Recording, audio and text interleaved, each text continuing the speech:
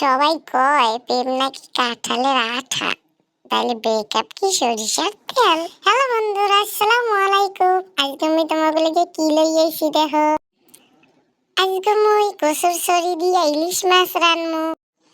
ইলিশ মাছগুলো প্রথমেই মুই কাটে ধুয়ে পরিষ্কার করে লইছি। এখন মুই হলুদ মরিচ লবণ দিয়া ভালো মতো মাখিয়ে নিমু।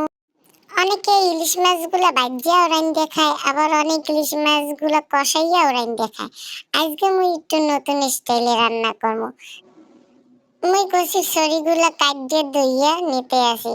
এরপর মুই চুলায় একটা কড়াই দিয়া দিলাম একটু সয়াবিন তেল। এরপর দিলাম এর মধ্যে কিছু পেঁয়াজ কুচি গুলা একটু লাইট দিয়ে দিমু।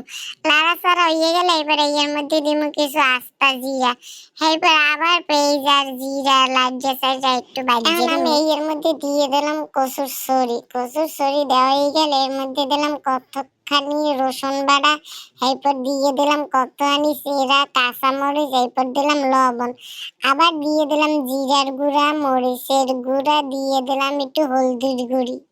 এখন মুই একটু লাইট দিয়ে ভালো করে মিশাইয়ে নিমু। মগো দেশে তো এই আরে কয় কচুর গাড়ি, আবার কেউ এখন আবার কয় কচুর ছড়িও। আপনারা কেডা কি কন একটু কইয়েন। এই ছড়ির মধ্যে এখন একটু পানি দিয়ে ভালো মতো লাইট দিয়ে কষাইয়ে নিমু।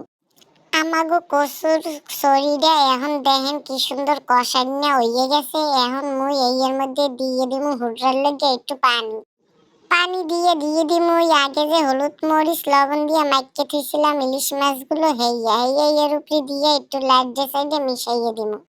অনেকে এই কচুর ছড়ি ভাপ দিয়ে পানি হালাইয়া হেরপরও রাইন্দে খায়। আজকে মুই কোনো ভাপ দিই নাই, এমনি ডাইরেক্ট কাটে কুটে ধুয়ে পরিষ্কার করে রানতে লইয়েছি। এখন আবার দিয়ে দিলাম এই কচুর ছড়ির মধ্যে একটুখানি জিরার গুঁড়া।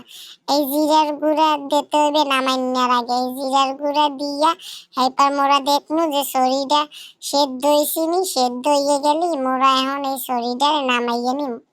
মগো তরকারি রান্না হয়ে গেছে। এখন মোরা মগো তরকারিটারে একটা গামলার মধ্যে নামাইয়ে লমু। দেখেন দেই আমনেগো লোভ লাগবে আসেনি, কি সুন্দর হয়েছে মগো ছড়ি।